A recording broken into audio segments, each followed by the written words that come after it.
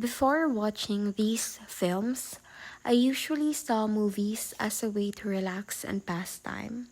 However, this activity challenged me to watch differently. Instead of focusing only on what was happening, I tried to place myself inside the story and experience the emotions of the characters. Watching these films in silence allowed me to fully immerse myself in their worlds. Rather than discussing scenes while watching, I let the emotions settle naturally. Through this experience, I discovered that cinema is not just entertainment, it is an art form that can make us feel, reflect, and see life from perspectives different from our own. Watching Kisap Mata made me feel uncomfortable in a way that I believe the film intended.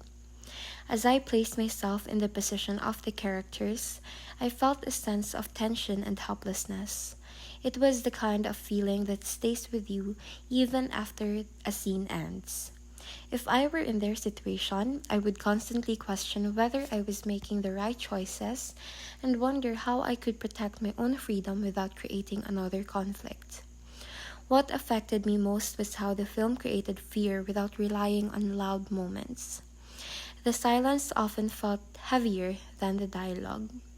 The acting felt natural, which made the emotions more believable, and the way the scenes were framed made me feel trapped alongside the characters. I appreciated how the film trusted the audience to feel the tension rather than simply explaining it. It reminded me that fear is not always visible. It can quietly exist within relationships and everyday life. Cinema Paradiso gave me a completely different feeling. While watching it, I felt warmth, nostalgia, and appreciation for the memories that shape who you become. If I were the protagonist, I think I would feel grateful for the people who influenced my life and helped me discover my passions. The film made me reflect on how certain experiences may seem ordinary at the time, but later become some of our most treasured memories. Many scenes felt almost dreamlike, as if they were memories being revisited.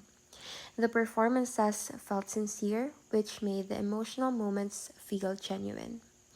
What stayed with me most was the reminder that art has the power to connect people, preserve memories, and inspire dreams.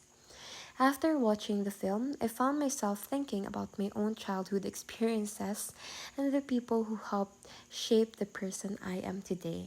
Among the three films, Grave of the Fireflies was the most emotionally difficult for me to watch. As I imagined myself in the place of the main characters, I felt sadness, fear, and frustration.